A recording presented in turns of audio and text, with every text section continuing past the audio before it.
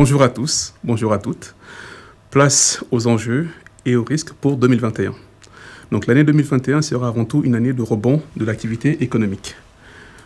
Selon les prévisions du Fonds monétaire international, si les mesures de confinement n'excèdent pas le premier trimestre 2021, le PIB mondial devrait progresser de 5,2%.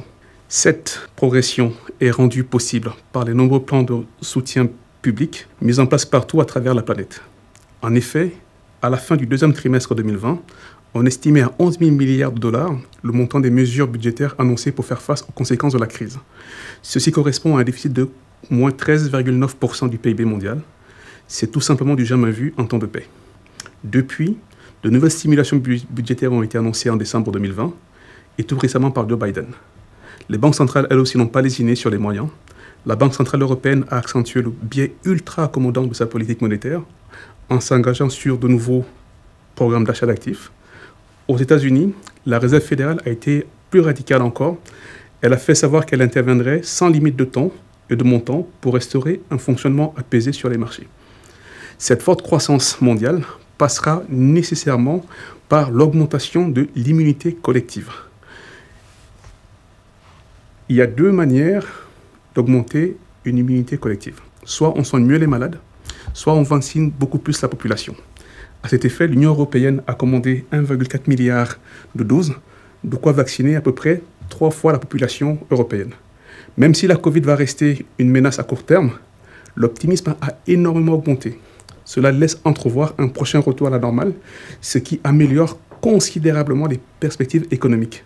Les ménages pourront ainsi débloquer les énormes sommes d'épargne pour augmenter leurs dépenses de consommation, ce qui au final est bon pour la croissance.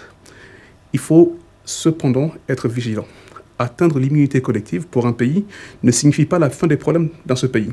En effet, selon l'OMS, plus de 90% des vaccinations aujourd'hui ont lieu dans seulement 11 pays. Il faudra donc aider les pays, notamment les plus pauvres. Si le virus a touché tous les pays sans distinction, on a vu que les solutions ont réagi à des logiques nationales. Malgré ce manque de coordination internationale, on a vu que ces plans d'aide cherchaient à privilégier la numérisation et la transition écologique. Et c'est pour ça que le défi de la transition écologique est très important.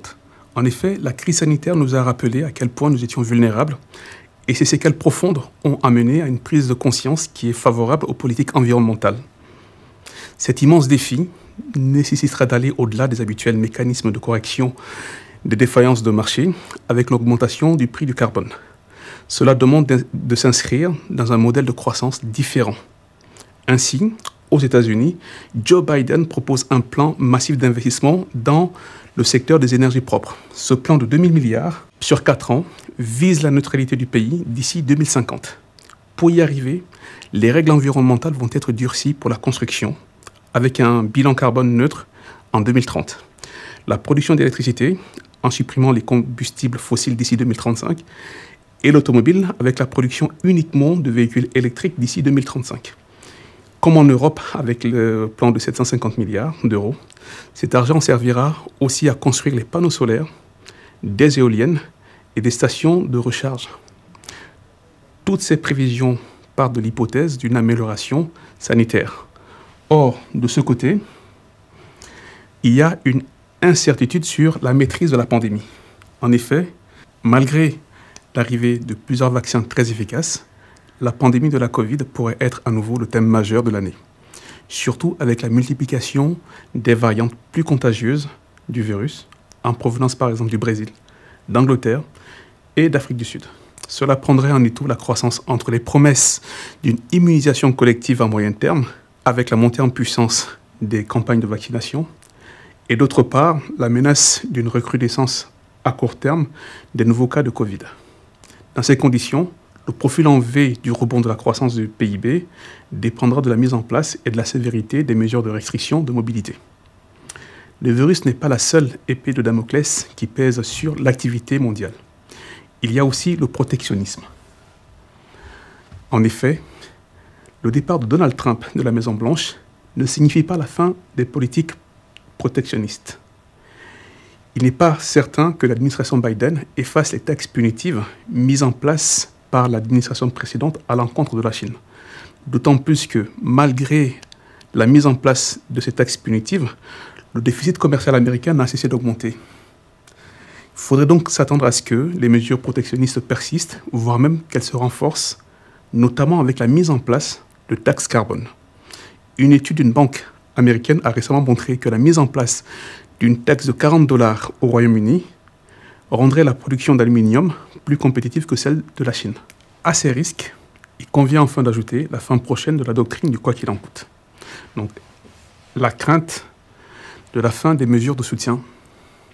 La Banque centrale européenne estime que l'ensemble des mesures adoptées pour atténuer les effets de la crise, à savoir report des charges, chômage partiel, moratoire, garantie publique sur les prêts, a apporté une contribution positive de 3,4 points au PIB de 2020. Leur prorogation et l'ajout de mesures additionnelles devraient apporter une croissance similaire en 2021.